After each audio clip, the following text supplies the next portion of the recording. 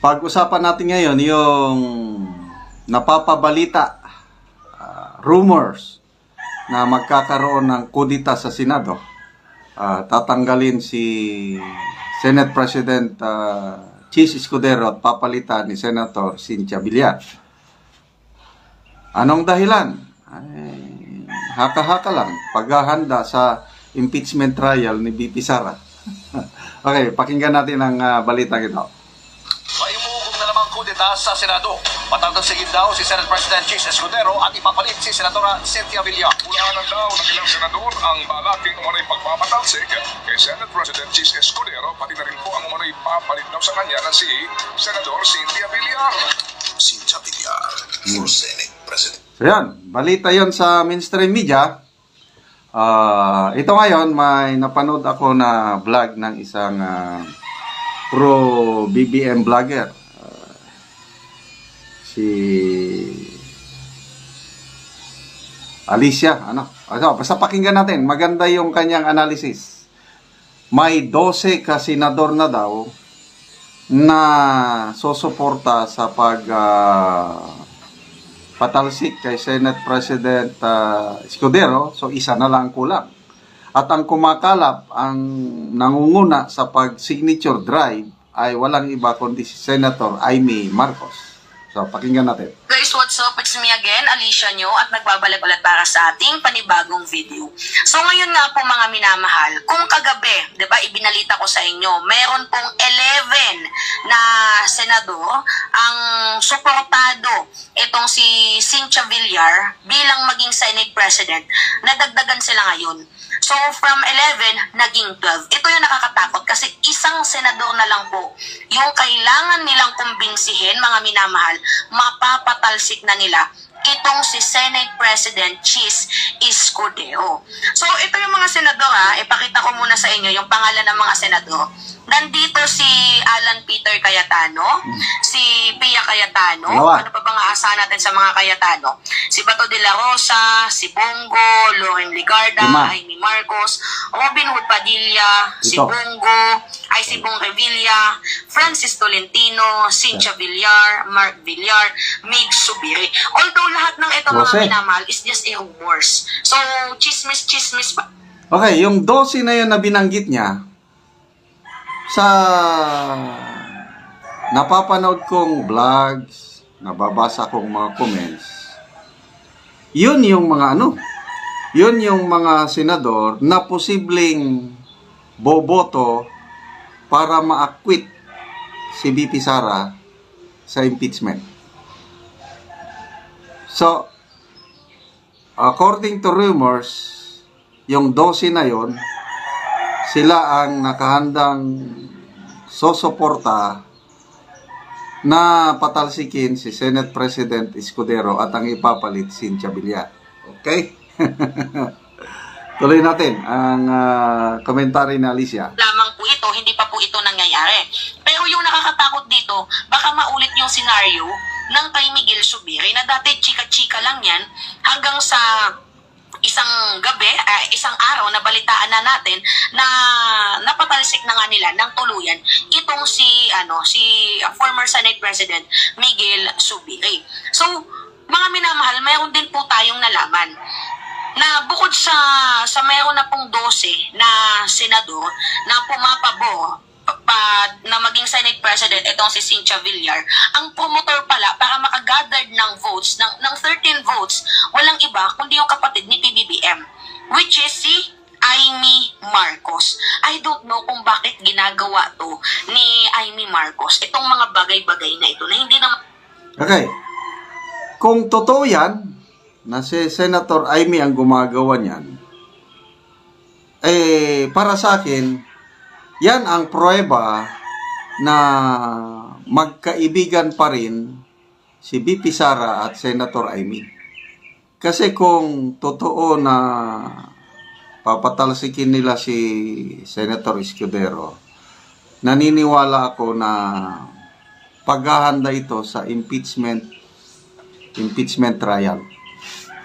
So, ibig sabihin na nakikita ng mga senador na aakyat at aakyat sa Senado ang impeachment complaint. Kaya naghahanda sila. At ito na nga, si Senator Amy, pinapakita niya ang kanyang katapatan sa kanyang kaibigan niya si BP Inday Sara. Okay? So bakit gusto nilang tanggalin si Senate President Escudero? Baka nakikita nila na pro-Marcos itong si Escudero. Niya dapat gawin. Kung gusto niyang sumipsip sa mga Duterte, sa ibang way na lang. Kasi mga minamahal, itong si Chis Escudero, wala naman pong ginawang masama yan sa mga senador. Medyo hindi lang nila gusto yung taste ni Chis ng pagiging fair. Para sa akin, much better si Chis kaysa kay Cynthia. Kasi si Chis, mga minamahal, abogado. Itong si Cynthia, isang oligarko. Diba, ang layo ng bet ninyong Senate President kasi nandito na tayo, okay na si Chis eh. Kasi isa lang naman yung kinagagalit nila. Yung komento ni Chis patungkol sa impeachment. Alam naman natin yan na itong si Chis Escudero, ang sabi niya kapag naihain yung impeachment, naitaas yan, tatanggapin namin yan. Diba? Yan yung sabi ni Chis. Siguro nagalit ata yung mga pro-Sara senador dyan. Kasi mga minamahal, nagsisimula yung impeachment dito sa lower chamber. Okay, sige. Mayroong mga kongresista na nag-file ng impeachment against kay Sara Duterte. So, what if nakagathered sila ng 105 votes? Pag nakagathered sila ng 105 votes, wala nang madaming eklabush, wala nang madaming keme, lahat pag may nakapirma, basta nakalap nila yung 105 votes, wala nang madaming debate, aakyat dyan sa Senado. Ngayon, ang Senado, mga minamahal, hindi naman po pwede nilang i-abandona yung kasong impeachment dito kay Sara Duterte. Dahil unang-una, ministerial duty, ministerial work po ng Senado na... Anyway, ganyan talaga ang politika. Magulo. So, ano sa tingin nyo? May katotohanan ba itong balitang ito? Kasi lumabas sa Philippine Star. Ganon din, December 9 ata, nung Lunes. Basta lumabas sa Philippine Star yung balita. Wala namang usok kung walang apoy. So, bantayan natin. Noong una, umugong din yung balita na yan, tatanggalin si Senate President Zubiri. Okay, so nakailang beses na attempt. Hindi sila yung first attempt nila, hindi naging successful dahil mabilis si Senate President Zubiri noon, nakakuha siya ng 13 signatures. Suporta sa kanya, hindi natuloy. Then later, biglaan. Nakakuha ng 13 signatures para tanggalin siya at suportahan si Senator Escudero. Kaya natuloy yung Kaya importante talaga sa Senado, check and balance. Kasi kung ano pang ating mga senador, hindi sila independent-minded. Baka ngayon, planchado na yung charter change. Baka pumasa na yung, resolution of both houses number 6. Na yun ang pinapaapuran ng mga kongresista. Kasi ang mga kongresista, tapos na yung kanila, yung resolution number 7, pasado na. Charter change na. Senado na lang hinihintay. Dahil matigas ang ulo ng mga senador.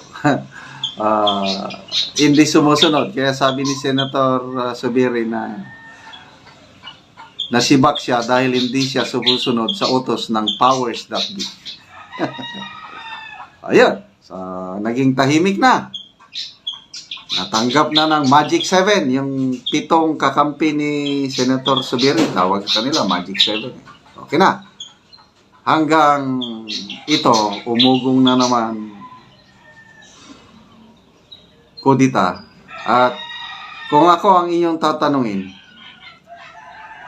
yung mga senador, yung 12 nga binanggit ni Alicia, most likely, papabor yun, papabor yun kay BP Sara pag naiakyat ang impeachment complaint sa Senado. So, bantayan natin ang mga pangyayari sa Senado.